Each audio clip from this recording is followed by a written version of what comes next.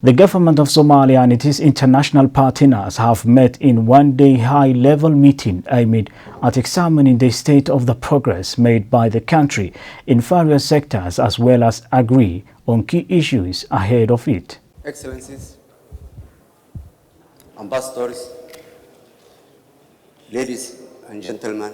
The government of Somalia and its international partners have met in a one-day high-level meeting aimed at examining the state of the progress made by the country in various sectors and as well as agree on key issues ahead of it.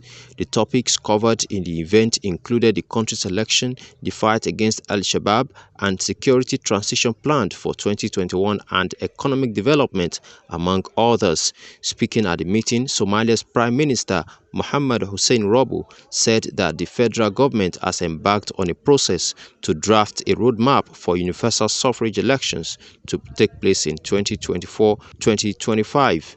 The process, he noted, will require engagement with a range of key stakeholders, including federal member states, civil society, political parties, to ensure inclusive and credible elections in the future. The federal government of Somalia has already embarked on a process to draft a roadmap for universal suffrage election to take place in 2024-2025. The process will require engagement with a range of key stakeholders, including our federal member states, civil society, political parties, to ensure inclusive and credible election in the future.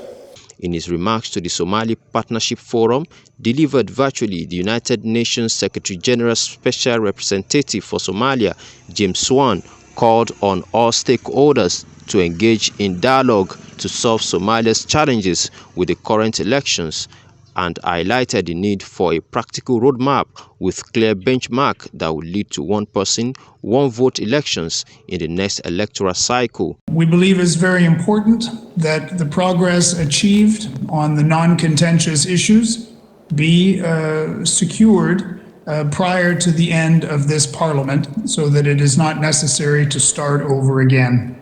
This too will require a dialogue between the federal leadership and the federal member states. We hope that can proceed quickly.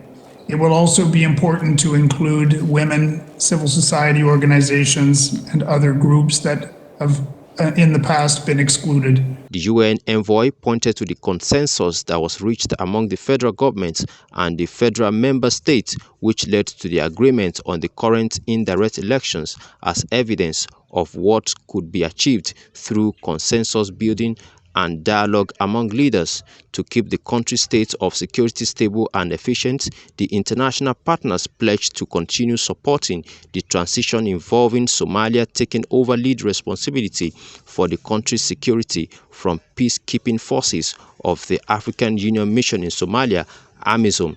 The international partners also agreed to support Somalia in the development of national approach on the impact of climate change on human security, public policy, prioritizing youth empowerment and employment generation, building resilience through social protection, strengthening the government's ability to deliver services to the population, addressing the harmful effects of COVID-19, and enhancing government legitimacy.